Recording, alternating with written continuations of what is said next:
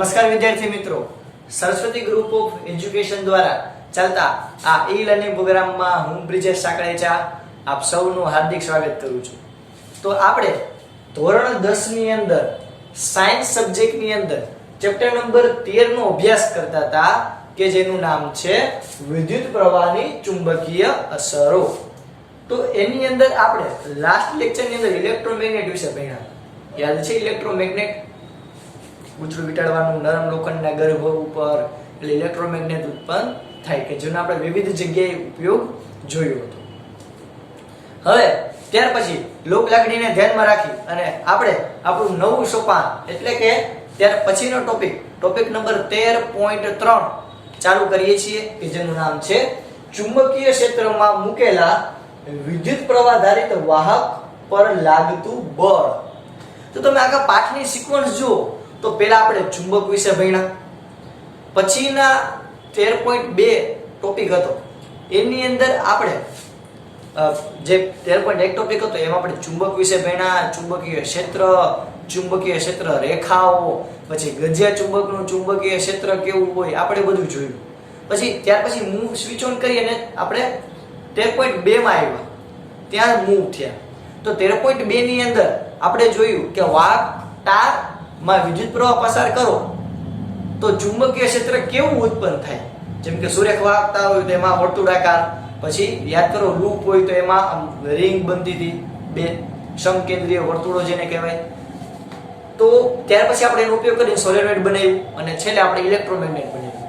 તો આપણે વિદ્યુત પ્રવાહ અને ચુંબકીય ક્ષેત્રને કોરિલેટ કરતા શીખી ગયા, બે વચ્ચેનો સંબંધ શું છે એ ભણતા શીખી ગયા. હવે આપણે એમાં કયા કયા અંદર ગુણધર્મ બીજા છે આપણે સમજવાની ટ્રાય કરવાની છે. તો એની અંદર ટોપિક નંબર 13.3 ચુંબકીય ક્ષેત્રમાં મૂકેલા વિદ્યુત પ્રવાહ ધારિત વાહક તાર પર લાગતું બળ. ચુંબકીય ક્ષેત્ર જે છે એમાં તમે વિદ્યુત પ્રવાહ પસાર કરો તો ચુંબકીય ક્ષેત્ર ઉત્પન્ન તો થાય છે, પણ અહીંયા યાદ કરો કે આપણે કહી શકાય કે હોકાયંત્ર કે એવી કોઈ વસ્તુની નજીક લઈ આવી વિદ્યુત પ્રવાહ ધારિત તારને તો એ ડિસ્કો કરવા મળતી હતી. યાદ છે આપણે સૌથી પહેલી પ્રવૃત્તિમાં એવું ભણ્યા હતા કે તમે કોઈ ચુંબક હોય એની નજીક કોઈ હોકાયંત્ર લઈ આવો તો હોકાયંત્ર ડિસ્કો કરવા માંડે, એટલે કે કોણાવર્તન દર્શાવે. તો એ શું કામ? તો કે કંઈક એના ઉપર કંઈક બળ લાગતું હોવું જોઈએ, એનો આપણે અહીં અભ્યાસ કરવાનો છે. એની પહેલા જસ્ટ તમને કહી દઉં કે માની લો કે આવી રીતે કોઈ ટેબલ ઉપર આવી રીતે કોઈ વર્તુળાકાર લૂપ રાખેલી છે, તો અહીંયા વિદ્યુત પ્રવાહ જાય છે એ હું તમને દિશા આપી દઉં. તો આના દ્વારા ઉત્પન્ન થતું ચુંબકીય ક્ષેત્ર કેવું હોય છે? આવડું મચ્છર મારવાનું રેકેટ લાગે. એટલે આના દ્વારા ઉત્પન્ન થતું ચુંબકીય ક્ષેત્ર કેવું હશે? તમને આવું પૂછે 2 માર્કમાં, આવો ક્વેશ્ચન છે આ, એટલે હું તમને કહું છું કે આના દ્વારા ઉત્પન્ન થતા ચુંબકીય ક્ષેત્રની ચર્ચા કરો. તો અહીંયા જો વિદ્યુત પ્રવાહ બાજુ છે તો આમાં કયો નિયમ આવશે? Very good, we are very very હોશિયાર. જમણા હાથના અંગૂઠાનો નિયમ. બરાબર, જમણો હાથ કોને કહેવાય? ખબર છે, મેં તમને શીખવાડ્યું હતું.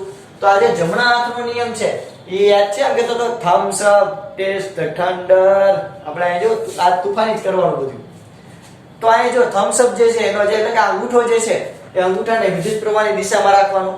તો જે આંગળી જે બાજુ વીંટાય, આમ જો આંગળી જો અંદરની બાજુ વીંટાય, ટુચુક ટુચુક ટુચુક ટુચુક ટુચુક, આમ જો અંદરની બાજુ વીંટાય, તો એ ચુંબકીય ક્ષેત્રની દિશા દર્શાવે છે, એવું આપણે ભણી ગયા. તો આ ચુંબકીય ક્ષેત્ર જો આમ થાય અંદરની બાજુ એટલે કે અહીંયા હકીકતમાં ચુંબકીય ક્ષેત્ર છે ને આવું રચાશે. યાદ છે? આમ વર્તુળાકાર. આ બિંદુએ હું ચર્ચા કરું કે જેની દિશા કઈ બાજુ હશે? આમ અંદરની બાજુ. એટલે અહીંયા આપણે હું કહી શકું કે જો વિદ્યુત પ્રવાહ ઉપરની બાજુ હોય તો ઉત્પન્ન થતું ચુંબકીય ક્ષેત્ર કે ક્યાં હશે? અંદરની બાજુ, આમ અંદર જતું હોય. હવે આ જ રીતે આપણે અહીંયા ચર્ચા કરી આ બિંદુ. તો આ બિંદુએ જો વિદ્યુત પ્રવાહની દિશા કઈ બાજુ છે? નીચેની બાજુ. તો ચુંબકીય ક્ષેત્ર બહાર આવતું એવું લાગશે. સમજો, બહાર તમારી બાજુ આવતું એવું લાગે, બહારની બાજુ. તો અહીંયા આપણે કેવું દર્શાવશે એની દિશા? તો કે પહેલા આપણે અહીંયા વર્તુળ દર્શાવી દઈએ, અલગ અલગ સમકેન્દ્રીય વર્તુળો હશે. આઈ હોપ મારાથી એવા બને અને તમારાથી પણ એવા બને એવી ઘણી સારી શુભેચ્છાઓ આપણને ખબર છે કે આયા વચલા ગાળામાં ચુંબકીય ક્ષેત્ર કેવું મળશે? એકદમ આવું મળશે. એ ચુંબકીય ક્ષેત્ર રેખા ક્યારેય એકબીજાને છેદે નહીં. તરત ના પાડી દેવાની હો, ગમે કોઈ એમ કે છેદે. અહીંયા આપણને એકદમ વર્તુળાકાર મળ્યું શાર્પ. અહીંયા એકદમ સેન્ટરના પોઈન્ટ પાસે. તો અહીંયા આપણને ચુંબકીય ક્ષેત્રની દિશા આવી રીતે હશે નીચેની બાજુ. તો જ્યારે વિદ્યુત પ્રવાહ નીચેની બાજુ હોય ત્યારે ઉત્પન્ન થતું ચુંબકીય ક્ષેત્ર કઈ બાજુ હશે વિદ્યાર્થી મિત્રો? તો કે ભાઈ આમ અંદરની બાજુ, એટલે કે આમ જતું હોય એવું. તો બે એકબીજાથી કેવા છે? વિરુદ્ધ. તો કે આ રીતે ચુંબકીય ક્ષેત્ર ઉત્પન્ન થશે. આટલું ક્લિયર થયું? હવે તો ઘણી લેન્થ છે આ ઉપર જાય નહીં, બે બાજુ અલગ અલગ ચુંબકીય ક્ષેત્ર આવે તો આમ બે એકબીજાનો વિરોધ ન કરે? ન કરે. શું કામ? આ ધ્યાનથી તમે જુઓ તો કે જો આ રિંગ ફરીને અહીંયા આવશે તો આમ જ આવશે દિશા. હવે જો બેની દિશા એક સરખી જ છે અંદરની બાજુ. જો બેની દિશા એક સરખી જ છે એટલે આપણે યાદ કરો વર્તુળાકાર લૂપ દ્વારા ઉત્પન્ન થતું ચુંબકીય ક્ષેત્ર ભણ્યા હતા ત્યારે આપણે ડિટેલમાં ચર્ચા કરી હતી કે અંદરની બાજુ ચુંબકીય ક્ષેત્ર એકદમ પ્રબળ હોય. અરે યાર, એટલે તો આપણે સોલેનોઇડ બનાવ્યું હતું. ક્લિયર? આના પછી તમને એક પ્રશ્ન એવો પૂછાય કે સોલેનોઇડની અંદરના ભાગમાં ચુંબકીય ક્ષેત્ર કેવું હશે? તો કે ભાઈ સોલેનોઇડની અંદરના ભાગમાં ચુંબકીય ક્ષેત્ર બધા બિંદુએ એક સરખું હશે. ઓકે, ઘણા કે શૂન્ય હશે, ઘણા કે ધ્રુવો પાસે વધારે માં ઓછું. કાંઈ એવું નહીં યાદ રાખવાનું. સોલેનોઇડ પાસે ચુંબકીય ક્ષેત્ર અંદરના ભાગમાં કેવું હશે? બધી બાજુ સરખું. ઇક્વાલિટીમાં માને છે સોલેનોઇડ. ક્લિયર? ચાલો, તો આ આપણી એક મધુર એવી મસ્ત પંચતંત્રની વાર્તા પૂરી કરી. ત્યારબાદ આપણે આગળ વધીએ. તો હવે અહીંયા દર્શાવ્યું છે કે ઓસ્ટ્રેલિયા શોધી કાઢ્યું કે વિદ્યુત પ્રવાહ ધારિત વાહક તેની નજીક મૂકેલા હોકાયંત્રની સોય પર બળ લગાડે છે. ઓહો, શું વાત કરો! તો યાદ કરો આપણે સૌથી પહેલા પ્રયોગમાં જોયું કે વિદ્યુત પ્રવાહ ધારિત તાર જતો એની નજીક તમે હોકાયંત્ર રાખો તો એ ડિસ્કો કરવા માંડે. તો શું કામ ભાઈ? તો કે કારણ કે વિદ્યુત પ્રવાહ ધારિત વાહક તાર છે એની નજીક હોકાયંત્રની સોય આપણે નજીક લઈ જઈએ તો જે વિદ્યુત પ્રવાહ ધારિત વાહક તાર હતો એ ચુંબક ઉપર શું લગાડે? બળ લગાડે. ચુંબક ઉપર શું લગાડે? બળ લગાડે. તો આ એમ્પિયર હતો, એમ્પિયર નામનો વૈજ્ઞાનિક, યાદ છે ને ઓલો વિદ્યુત પ્રવાહની શોધ કરવા વાળો. એ એમ્પિયરે આ એવું સૂચાવ્યું કહું છું, કર્યું એમ નથી કરતો, પ્રયોગ કર્યો એમ નથી કરતો, સૂચાવ્યું. એટલે કે એને એવું મનમાં વિચાર આવ્યો કે આનાથી ઉલટું પણ હોવું જોઈએ. એટલે કે તો જો વિદ્યુત પ્રવાહ ધારિત જે ઓલો વાહક તાર હોય, વિદ્યુત પ્રવાહ ધારિત વાહક તાર એ ચુંબક ઉપર બળ લગાડે તો ભાઈ ચુંબક થોડો ચૂપ રહે. તમે કોઈને એક ઝાપટ મારો, બે ઝાપટ મારો તો સામે ચૂપ થોડો રહે. તમે રિસ્પોન્સ તો કંઈક આપે ને. તો વાહક તાર હોય એની નજીક કોઈ ચુંબક રાખો તો વાહક તાર ચુંબક ઉપર બળ લગાડે તો ચુંબકે વાહક તાર ઉપર બળ ન લગાડે ભાઈ? એવું કામ શાંતિથી બે? તો ચુંબકે વાહક તાર ઉપર બળ લગાડવું જોઈએ. જેમ કે માની લો કે આ બોર્ડ છે એ મારો એક વાહક તાર છે અને હું એક ગુંચક છું, હું એક ચુંબક છું. તો આ વાહક તાર મારા ઉપર બળ લગાડતો હશે એવું મને ઓસ્ટેડે કીધું. તો ભાઈ એમ્પિયરે એને કીધું તો ભાઈ આવું એક તરફા પ્યાર हमको नहीं चाहिए. તો પછી ચુંબક પણ આ વાહક તાર ઉપર બળ લગાડતું હોવું જોઈએ એવું એમ્પિયરે કીધું હતું. અને પછી પ્રયોગ પરથી એ સાબિત પણ થયું છે. શું સાહેબ બરાબર અમે માની લઈએ આપણે હમણાં પ્રવૃત્તિ કરી અને એમાં આપણે સાબિત કરશી કે તો ચુંબક પણ વાહક તાર ઉપર બળ લગાડે છે. આપણે હમણાં બસ રિક્ષામાં જે પ્રવૃત્તિ આવે છે રસ્તામાં. ક્લિયર થયું? તો આઈ રિપીટ, ઓસ્ટાઇડે શું કીધું? તો કે વિદ્યુત પ્રવાહ ધારિત વાહક તાર હોય ચુંબક ઉપર બળ લગાડે. તો એમ્પિયરે કીધું ચુંબક હોય એ પણ વિદ્યુત પ્રવાહ ધારિત વાહક તાર ઉપર બળ લગાડે. હમ બને તુમ બને એક દૂજે કે લીએ, એના જેવું છે. તો આમ જ્યારે સુરેખ વાહકને બાહ્ય ચુંબકીય ક્ષેત્રમાં મૂકવામાં આવે ત્યારે તેના ઉપર બળ લાગે છે સિવાય કે ચુંબકીય ક્ષેત્રને સમાંતર હોય. જ્યારે વિદ્યુત પ્રવાહ ધારિત વાહક તાર અને ચુંબકીય ક્ષેત્ર બંને સમાંતર હશે ત્યારે બળ નહીં લાગે, પણ જો એકબીજાને લંબ હશે તો મહત્તમ બળ લાગશે, જે આપણે પ્રવૃત્તિ દ્વારા સમજીએ. ઓકે, તો ચાલો આપણે પ્રવૃત્તિ પર સિંચવન થઈએ. એટલે કે પ્રવૃત્તિ છે એ સમજવાનું પૂરેપૂરું ટ્રાય કરીએ. એની પહેલા બધા જ્યાં લખેલું છે તમારી બુકની અંદર લખી લ્યો, ત્યાર પછી આપણે આગળ વધીએ. હવે આપણે પ્રવૃત્તિ કરવાની છે. ઓકે, અને આ પ્રવૃત્તિ વિશે આપણે જોઈએ. ચાલો ફટાફટ બધાને ટાઈમ આપું છું 2 મિનિટનો, લખી લ્યો.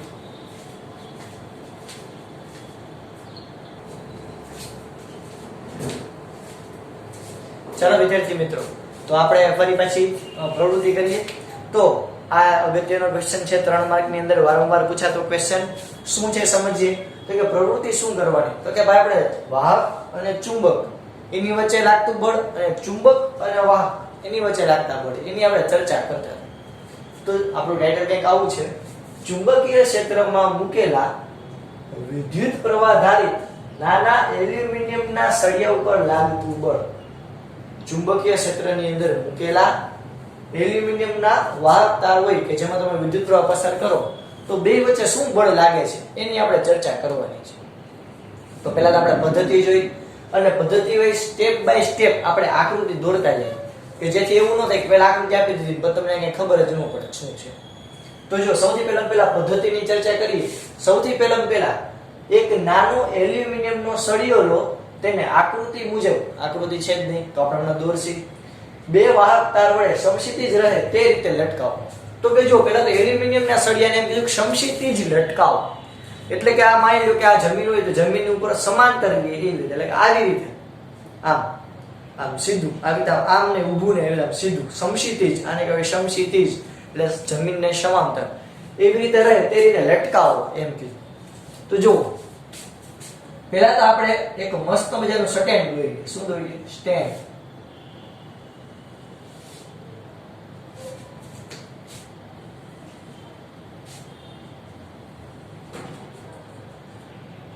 સ્ટેન્ડ જાતે બનાવેલું છે એટલે થોડું જાડું પાતળું થઈ જશે.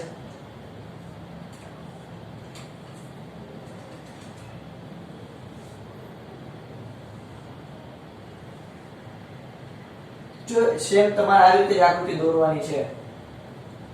કોઈ ખેડી ગઈ જો.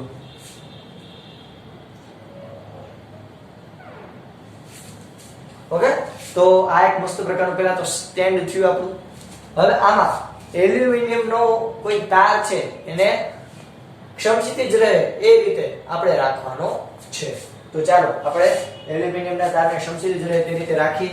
તો પહેલા તો હું બ્લેક કલરથી એલ્યુમિનિયમનો તાર જે છે એને દર્શાવી દઉં કે જે આ નીચેની પ્લેટને કેવું હશે? સમાંતર.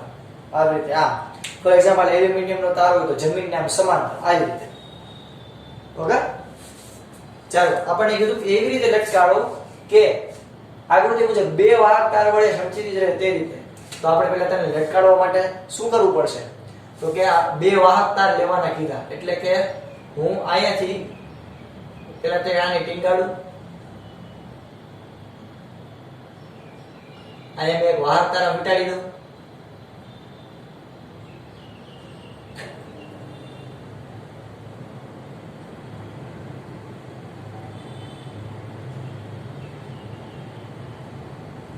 આ એક મેં વાહક તાર કર્યો અને આપણો બીજો વાહક તાર. ઓકે, તો આ બે થી એવી રીતે કાઢી લો. હવે આ વાહક તાર છે એના બે છેડા હું ક્યાં દઈશ? તો કે આપણે હમણાં આગળ જોઈએ. પહેલા તો જો બે વાહક તાર વડે જમીનને સમક્ષિતિજ રહે, એટલે કે બે વાહક તાર વડે સમક્ષિતિજ રહે એ રીતે આપણે પહેલા તો એલ્યુમિનિયમના તારને ગોઠવું. આ છેડાને નામ આપી દઉં B, આ છેડાને નામ આપી દઉં A. એક પ્રબળ નાળ ચુંબકને એવી રીતે ગોઠવો, એક પ્રબળ નાળ ચુંબકને એવી રીતે ગોઠવો કે જેથી સળિયો બે ધ્રુવોની વચ્ચે રહે તથા ચુંબકીય ક્ષેત્રની દિશા ઉર્ધ્વ દિશા હોય. એટલે કે નાળ આકારનું ચુંબક, એટલે કે જો આવો આકાર આપણે કહેતા હતા ખબર નાના હોય ત્યારે ઘોડાની નાળ આકારનું ચુંબક. આ બે ધ્રુવ હોય, આ A હોય ને આ S હોય અથવા તો આ S ને આ A હોય. તો એવા આકારનું એક ચુંબક લીધો, એને એવી રીતે ગોઠવું કે આ સળિયો ક્યાં આવી બેયની વચ્ચે, એટલે કે આવી રીતે જો આમ. એક મિનિટ, આવી રીતે જો આ યુ આકારનું ચુંબક છે નાળ આકારનું, તો એની વચ્ચે સળિયો રહે એવી રીતે આમ કીધું. તો આપણે એ રીતે ચુંબક ગોઠવવાની ટ્રાય કરીએ. તો આ આપણો થયું ચુંબક. આ જો આપણો સળિયો વાહક તાર છે.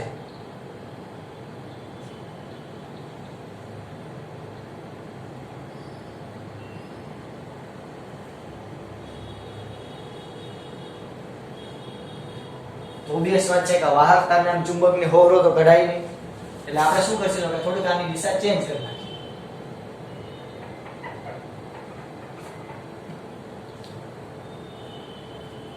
ચાલો આ વાહક તારને આવી રીતે આપણે આમ લટકાવી દઈએ. આ વાહક તાર છે, બરોબર. આ એના બે ધ્રુવની ચર્ચા કરી લીધી. તો આપણને એમ કીધું ચુંબકીય ક્ષેત્ર એવું રાખવાનું કે જે, એક મિનિટ, આ એનું થોડું લટક છે, અહીંયા થોડું લટકાવી દઈએ. હજી થોડી વ્યવસ્થિત દોરી. આકૃતિમાં વારંવાર સુધારો કરીએ. તો આ વાહક તારમાં ચુંબકીય ક્ષેત્ર તમારે એવું રાખવાનું કે જેથી ઉર્ધ્વ દિશામાં મળે. તો ચુંબકીય ક્ષેત્ર ઉર્ધ્વ દિશામાં, ઉપર દિશામાં ક્યારે મળે? તો કે ભાઈ ચુંબકીય ક્ષેત્રની દિશા બહારની બાજુ શું છે? ન સ. યાદ છે? તો અહીંયા n અને અહીંયા s. યાદ કરો તો કે આપણે ભણ્યા હતા કે ચુંબકીય ક્ષેત્ર હોય એ બહારની બાજુ નસ અને અંદરની બાજુ સન. તો અહીંયા બહારની બાજુ આપણે એટલે ઉર્ધ્વ દિશામાં લેવું, તો ઉપરની બાજુ ચુંબકીય ક્ષેત્ર આવ્યું, તો ઉપરની બાજુ આપણને ચુંબકીય ક્ષેત્ર મળી ગયું. ઓકે, હજી જો આને મસ્ત આકૃતિમાં દર્શાવી તો હજી આને આમે દર્શાવી શકું. તમને હજી વધારે ક્લિયર થાય બોલો. તો કે જો આ ઘોડાની નળાકાર ચુંબક છે, આ બે તારની ક્યાં છે? વચ્ચે, અને આ સળિયો મધ્યમાં આવી એ રીતે રાખેલું છે. ક્લિયર થયું?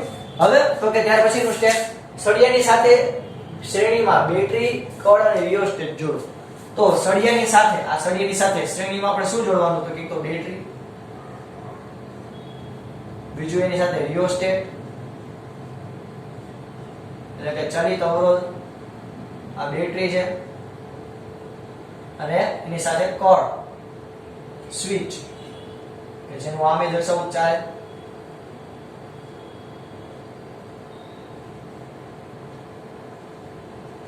કળ તો બેટરી સાથે જો આ ત્રણેય શું આવી ગયું? સોરી, સળિયા સાથે ત્રણેય કેવું આવી ગયું? શ્રેણીમાં. તો આ રિપીટ આપણે પહેલા તો 3 પોઈન્ટ ક્યાં ક્યાં જોયા? સૌથી પહેલા પેલું તો કે એલ્યુમિનિયમના સળિયાને એવી રીતે ગોઠવો કે બે વાહક તાર વડે તે સમક્ષિતિજ રહે. બે વાહક તાર વડે એવી રીતે લટકાવો કે જે સમક્ષિતિજ રહે, એટલે કે જમીનને સમાંતર રહે. બીજો પોઈન્ટ આપણે જોયો તો કે નળાકારના ચુંબકની નળાકારનું ચુંબક. ત્યારબાદ આપણે એ ચુંબકને એવી રીતે ગોઠવવો કે જેથી ચુંબકીય ક્ષેત્ર કઈ બાજુ મળે? ઉર્ધ્વ દિશામાં મળે.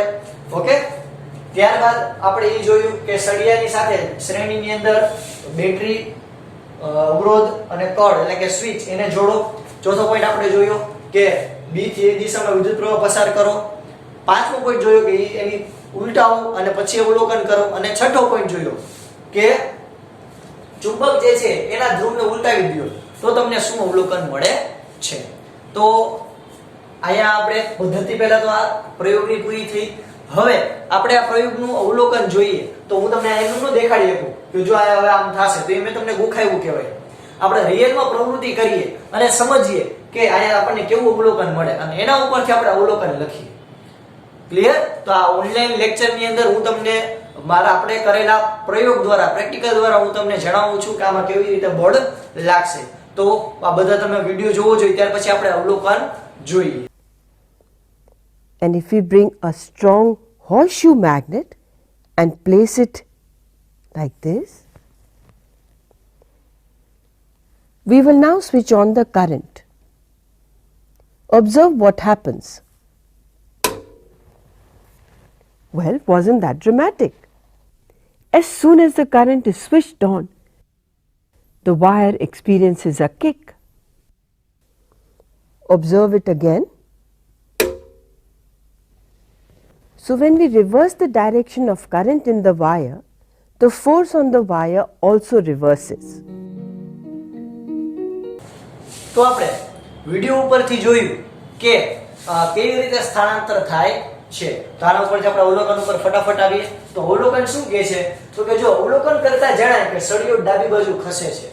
તમે આવી રીતે વિદ્યુત પ્રવાહની દિશા રાખો B થી A અને ઉર્ધ્વ દિશામાં ચુંબકીય ક્ષેત્ર એટલે ચુંબકીય ક્ષેત્ર ઉપરની બાજુ અને વિદ્યુત પ્રવાહ બહાર આવતો હોય. એમ જો અહીંયા વિદ્યુત પ્રવાહ આ બાજુ આવશે, અહીંયાથી આમ B થી A એટલે આમ વિદ્યુત પ્રવાહ બહાર આવતો હોય, ચુંબકીય ક્ષેત્ર ઉપર જતું હોય. તો આવી રીતે જો વિદ્યુત પ્રવાહ આમ આવતો હોય અને ચુંબકીય ક્ષેત્ર ઉપર આવતું હોય, એવી રીતે હોય આમ ઢેણ એવી રીતે હોય. તો ત્યારે સળિયો કઈ બાજુ ખસશે? તો કે ડાબી બાજુ ખસશે. કઈ બાજુ? ડાબી બાજુ ખસશે. હજી એકવાર કઈ બાજુ? ડાબી બાજુ ખસશે. વિદ્યુત પ્રવાહની દિશા ઉલટાવી નાખો. વિદ્યુત પ્રવાહની દિશા ઉલટાવી નાખો. કઈ રીતે કરી નાખો? તો કે પહેલા B થી A હતું, હવે આપણે A થી B. આમ વિદ્યુત પ્રવાહ અંદર જતો હોય, ચુંબકીય ક્ષેત્ર તો ઉપરની દિશામાં છે, વિદ્યુત પ્રવાહ અંદર જતો હોય, તો જે તમને જમણી બાજુ સ્થાનાંતર મળશે, એટલે કે તો તમને આ બાજુ સ્થાનાંતર મળશે. આઈ રિપીટ, આપણે અવલોકન આપણે વિડિયો દ્વારા પણ જોયું. અવલોકન શું જોયું? તો કે જ્યારે વિદ્યુત પ્રવાહ B થી A જતો હોય, ચુંબકીય ક્ષેત્ર ઉપરની બાજુ જ હોય, તો લાગતું બળ કઈ બાજુ ઘસશે? ડાબી બાજુ. જ્યારે ચુંબકીય ક્ષેત્ર ઉપરની બાજુ જ હોય પણ વિદ્યુત પ્રવાહની દિશા ઉલટાવી અને અંદરની બાજુ કરો તો ચુંબકીય ક્ષેત્ર કઈ બાજુ લાગશે? જમણી બાજુ. ક્લિયર થયું? ચુંબકીય ક્ષેત્રમાં સળિયાને મૂકતા લાગતા બળને કારણે એ સ્થાનાંતર અનુભવે છે. એટલે આપણે અવલોકન ઉપરથી એવું કહી શકીએ કે ચુંબકીય ક્ષેત્રમાં તમે જે વાહક તાર મૂકો એટલે એ ચુંબકીય ક્ષેત્ર એના ઉપર બળ લગાડે છે, જેને કારણે એ વાહકનું શું થયું? સ્થાનાંતર. ચુંબકીય ક્ષેત્રની દિશા ઉલટાવી નાખો, દિશા ઉલટાવી નાખો તો લાગતા બળની દિશા પણ ઉલટાઈ જાય, તો પરિણામે સ્થાનાંતરની દિશા પણ ઉલટાય, કારણ કે બળની દિશા ઉલટે તો સ્થાનાંતર પણ બદલે. તો આના ઉપરથી આપણે શું નિર્ણય કરી શકીએ? તો કે પ્રવાહધારિત વાહકને ચુંબકીય ક્ષેત્રમાં મૂકતા તે બળ અનુભવે છે. એટલે કે પ્રવાહધારિત વાહક તારને ચુંબકીય ક્ષેત્રની અંદર મૂકવામાં આવે તો વાહક તાર શું અનુભવશે? તો કે બળ અનુભવશે, જે એમ્પિયરે કીધું. બીજું તો કે વાહક તાર ઉપર લાગતા બળની દિશા અને સ્થાનાંતરની દિશા આમથી આમ ખસી જાય. આમ જોયું તો આપણે કે આમ ખસી જતું હતું અથવા તો આમ ખસી જતું હતું, તો વાહક તાર પર લાગતા બળની દિશા અથવા તો સ્થાનાંતરની દિશા એ વિદ્યુત પ્રવાહની દિશા અને ચુંબકીય ક્ષેત્રની દિશા ઉપર આધારિત છે. એટલે કે કોઈ પણ સળિયો જે છે ને તમે ચુંબકીય ક્ષેત્રની અંદર રાખો, વિદ્યુત પ્રવાહ ધારિત કોઈ પણ સળિયાને અથવા તો કોઈ પણ વાહકને તમે ચુંબકીય ક્ષેત્રની અંદર રાખો તો એ સ્થાનાંતર અનુભવશે, એટલે કે ધક્કો લાગશે, બળ લાગશે, કે જે કેના ઉપર આધારિત છે? તો કે ચુંબકીય ક્ષેત્રની દિશા ઉપર અને વિદ્યુત પ્રવાહની દિશા ઉપર. તો B અને I એની દિશા ઉપર લાગતા બળ આધારિત છે. એટલે આના પરથી આપણે સાવ ટૂંકમાં કહીએ તેને કહી શકીએ કે લાગતું બળ F, લાગતું બળ જે સ્મોલ f તરીકે દર્શાવાય, સોરી કેપિટલ F તરીકે દર્શાવાય, લાગતું બળ F એ B અને I પર આધારિત છે. કેના ઉપર? B અને I.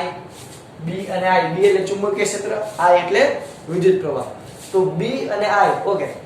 જે વાત કીધું આનો એકમ છે ન્યૂટન, બળનો એકમ, વિદ્યુત પ્રવાહનો એકમ છે એમ્પિયર અને ચુંબકીય ક્ષેત્રનો એકમ છે ટેસ્લા. ઓકે, જસ્ટ ખાલી જાણકારી માટે આપણે આને પહેલા ડિસ્કસ કરેલું જ છે. આટલું પહેલા ક્લિયર થયું. હવે આ બે તમારે નોંધ ખાસ ધ્યાનમાં રાખવાની. શું? તો કે પહેલી નોંધ છે સળિયાના સ્થાનાંતરની દિશા, તેના ઉપર લાગતા બળની દિશા જોઈ છે. સળિયો જે દિશામાં સ્થાનાંતર અનુભવશે એ જ દિશામાં બળ લાગતું હશે, આપણે એવું કહી શકીએ. બીજો પોઈન્ટ તો કે આપણે એ કહી શકીએ કે સળિયા ઉપર લાગતું ચુંબકીય બળ ચુંબકીય ક્ષેત્રની અંદર આ જે સળિયાની લંબાઈ છે એના ઉપર પણ આધારિત છે. તો તમારે બે નોંધ લખવાની. કઈ બે નોંધ? આ બધું પતી જાય પછી જો આપણે એક જ પ્રશ્ન છે, આખો તમને પ્રવૃત્તિ પૂછાય 3 માર્કમાં કે 4 માર્કમાં, પહેલા તમારે પદ્ધતિ લખવાની, આપણે હમણાં ડિસ્કસ કરી હતી પદ્ધતિ, પછી તમારે આખું આકૃતિ દોરવાની, પછી તમારે એનું અવલોકન કરવાનું અને છેલ્લે તમારે નિર્ણય લખવાનો. ત્યાર પછી છેલ્લે નોંધ કરવાની. શું નોંધ? તો કે સ્થાનાંતર, પેલો પોઈન્ટ લખવાનો. તો કે સ્થાનાંતર જે દિશામાં થાય, સ્થાનાંતરની દિશા એ જ બળની દિશા હશે. એટલે કે જે બાજુ બળ લાગે એ દિશામાં સ્થાનાંતર થાય. તમે બીજા શબ્દમાં એમ કહી શકો. બીજું તો કે લાગતું બળ એ લંબાઈ પર પણ આધારિત છે. કેની લંબાઈ પર? તો કે મારી, તમારી કે ચુંબકની નહીં, સળિયાની લંબાઈ ઉપર આધારિત છે. કેના ઉપર? તો કે સળિયાની લંબાઈ પર આધારિત છે. ક્લિયર થયું આટલું પહેલા વિદ્યાર્થી મિત્રો? તો આ પ્રવૃત્તિ પહેલા ક્લિયર થઈ. ઓકે, તો પ્રયોગ ઉપરથી એવું જાણવા મળ્યું છે કે જ્યારે ચુંબકીય ક્ષેત્ર, આ માની લો કે આ ચુંબકીય ક્ષેત્ર છે, n થી s આપણે લઈ લઈએ તો પ્રયોગ ઉપરથી એવું જાણવા મળ્યું કે ચુંબકીય ક્ષેત્ર અને આ સળિયો જે છે, આ સળિયો બે એકબીજાને લંબ હોય, કેવું હોય એકબીજાને લંબ, ત્યારે લાગતું બળ કેવું હોય મહત્તમ. ઓકે, હું કહી દઉં જે પર આપણે અહીંયા દર્શાવી સારી રીતે, જેથી તમે તમારી બુકની અંદર પણ નોંધી શકો. શું તો કે જો યાદ રાખજો વિદ્યાર્થીઓ કે ચુંબકીય ક્ષેત્ર હું પેલા દોરી નાખું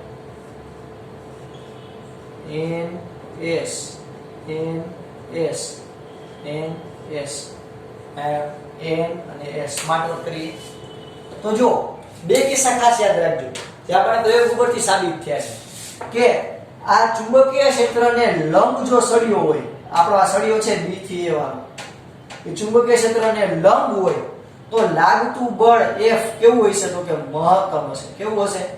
મહત્તમ.